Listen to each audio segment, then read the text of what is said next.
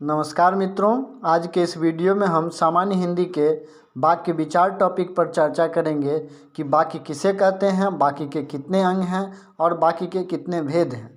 तो सबसे पहले हम वाक्य के बारे में बात करते हैं कि वाक्य किसे कहते हैं।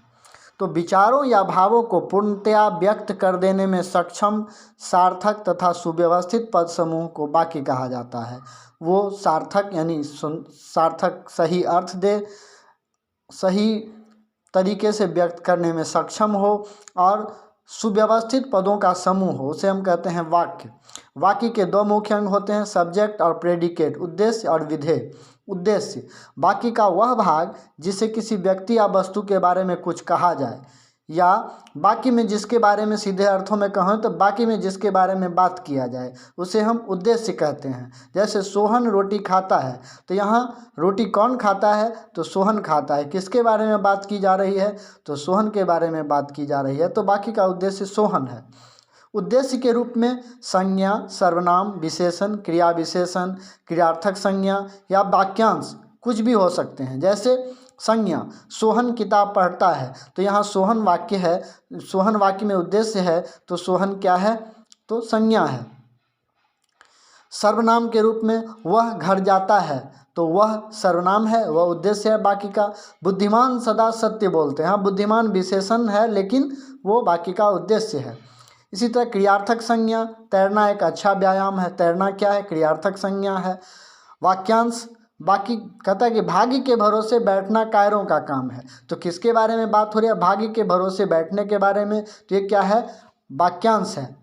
तो इसे हम क्या कहते हैं, उद्देश्य कहते हैं। अब दूसरा भाग है वाक्य का विधेय। जो शब्द उद्देश्य के विषय में विधान करता है उसे विधेय कहते हैं, या उद्देश्य के बारे में जो कुछ भी बोला जाए उसे हम विधेय कहते हैं। विधेय दो प्रकार के होते हैं, साधारण विधेय और जटिल विधेय। साधारण विधेय में केवल एक क्रिया होती है, जैसे राम पढ़ता है, तो यहाँ पर एक क्रिया है, पढ़ता है, तो पढ़ता है क्या हो गया, विधेय हो गया। राम क्या हो गया, उद्देश्य हो गया। विधेय के साथ साथ पूरक शब्द जब प्रयुक्त होते हैं तो विधेय को जटिल विधेय कहते हैं। पूरक के रूप में आने वाले शब्द संज्ञा, विशेषण, संबंधवाचक तथा क्रिया विशेषण होते हैं। जैसे संज्ञा, मेरा बड़ा भाई दुकानदार है। विशेषण का उदाहरण लीजिए, वह आदमी सुस्त है। संबंधवाचक में लीजिए, ये 100 रुपये तुम्हारे हुए। तो ये जटिल विधेय के उदाहरण हुए। आगे अगला टॉपिक है पदबंध, जिसे अंग्रेजी में हम फ्रेज कहते हैं। तो वाक्य में प्रयुक्त पदों के उस सार्थक समूह को पदबंध कहते हैं जो वाक्य का एक अंश मात्र होने के कारण पूर्ण अर्थ नहीं दे पाता है। वो पूर्ण अर्थ नहीं दे अंश मात्र होता है। एक पूर्ण व्यवस्थित वाक्यांश होने के कारण पदबंध के पदों में पूर्ण क्रमिकता और अनुमति होती है। पदबंध वाक्यांश भी कहलाते हैं, पदबंध को हम वाक्यांश भी कहेंगे। पदबंध के भेद, जितने प्रकार के पद होते हैं उतने प्रकार के पदबंध भी हो सकते हैं। पद जैसे 8 पार्ट्स ऑफ स्पीच हैं, तो इसी तरह पदबंध भी 8 प्रकार के होंगे ना। Noun phrase, adjective phrase, pronoun phrase, verb phrase, adverb phrase. संज्ञा पदबंध, नाउन फ्रेज, जो पदबंध संज्ञा का काम करे, जैसे वह रात रात भर जाग कर और भूखे प्यासे रहकर काम करता है। तो यहाँ रात रात भूखे प्यासे, ये संज्ञा पदबंध है। सर्वनाम पदबंध, जो पदबंध सर्वनाम का काम करे, जैसे मौत से इतनी बार जूझकर बच जाने वाला मैं भला मर सकता हूँ, तो ये सर्वनाम पदबंध का काम करता है।